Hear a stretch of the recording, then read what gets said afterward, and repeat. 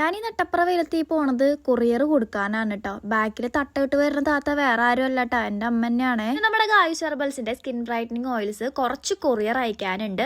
അപ്പൊ അത് കൊടുക്കാൻ വേണ്ടിയിട്ട് ഞാൻ ഹരിത്തിനെ വെയിറ്റ് ചെയ്ത് നിൽക്കാട്ടോ ഈ റോട്ടിൽ വന്നിട്ട്. ഹരിത്തിന് TTDCയുടെ കൊറിയർ സർവീസിന്റെ ഏജൻസി ഉണ്ട് കേട്ടോ. അപ്പൊ ഞാൻ നാളെ കൊടുക്കാനുള്ള കൊറിയർ ഒക്കെ പാക്ക് ചെയ്ത് എടുത്ത് വെച്ച് കഴിഞ്ഞാൽ അവനാണ് കേട്ടോ ഇങ്ങനെ വീട്ടിന്റെ അവിടെ വന്നിട്ട് എടുത്തിട്ട് പോണത്. അതൊക്കെ കഴിഞ്ഞിട്ട് എനിക്ക് പുറത്ത് പോകേണ്ട ആവശ്യം ഉണ്ടായിരുന്നു കേട്ടോ. അപ്പൊ ഞാൻ അമ്മേനെയും കൂട്ടിയിട്ട് പുറത്തേക്ക് പോയി. നമ്മുടെ ഇവിടുത്തെ റോഡൊക്കെ ആകെ പൊട്ടിപ്പൊളിച്ച് കിടത്തിയേക്കാട്ടോ. ഞങ്ങൾക്ക് പലയിടത്തുനിന്നും പല സാധനങ്ങളായിരുന്നു മേടിക്കാണ്ടായിരുന്നു. ആദ്യത്തെ സാധനങ്ങളൊക്കെ മേടിച്ചിട്ട് അമ്മയും ഞാനും കൂടി നടക്കുകയാണ് കേട്ടോ അടുത്ത കടയിലേക്ക്. ഈ വീട്ടിലായിരുന്നു കേട്ടോ ആദ്യം ഷെജിത്തൊക്കെ താമസിച്ചിരുന്നത്. അവസാനം ഉണ്ടായപ്പോ ഈ ജനലിൽ കൂടിയാണ് കേട്ടോ എന്നെ കാണിച്ചത്. അന്ന് കൊറോണ കാരണം ആരും കാണിക്കില്ലായിരുന്നല്ലോ. ഈ ജനലിൽ കൂടിയാണ് അവനന്ന് എനിക്ക് കാണിച്ചു തന്നത്. അമ്മേനെ ജയിലിന്റെ ഉള്ളിലാക്കിയതല്ല കേട്ടോ, പച്ചക്കറി മേടിക്കാൻ കയറിയതാ. അമ്മ അകത്ത് കയറി, ഞാൻ അകത്ത് കയറില്ല, ഞാൻ പുറത്തു നിന്നു. പുറത്തേക്ക് നോക്കിയപ്പോ ഒരു ഉണ്ണിന്റെ മീൻ മേടിക്കാനായിട്ട് ഓടി ചെല്ലാട്ടോ വണ്ടിയുടെ അടുത്ത്. വീട്ടിൽ കയറാണ്ട് നേരെ നെസ്താടെ വീട്ടിലേക്ക് പോയത്. നെസ്താണെങ്കിൽ കക്ക പുഴുങ്ങാൻ വേണ്ടിയിട്ട് ആക്കി വെച്ചിരിക്കായിരുന്നു കേട്ടോ. ബിലാലാണെങ്കിൽ ഭയങ്കര പണിയിലായിരുന്നു കേട്ടോ. അവൻ പുതിയ വർക്ക്ഷോപ്പ് ഇടുന്നുണ്ട്. അപ്പൊ അതിന്റെ സാധനങ്ങളൊക്കെ ഉണ്ടാക്കലും ഒരുക്കലും പിടിക്കലൊക്കെ ആയിട്ട് എന്തോ സ്പ്രേ പെയിന്റ് ഒക്കെ ചെയ്തെടുക്കാണ് കേട്ടോ. അവൻ പണിയെടുക്കണത് നോക്കി നിന്ന് രസിക്കാട്ടോ അവന്റെ ഫ്രണ്ട് റാഷിദ്. അത്രേ ഉള്ളൂ ഗൈസ്, ബൈ.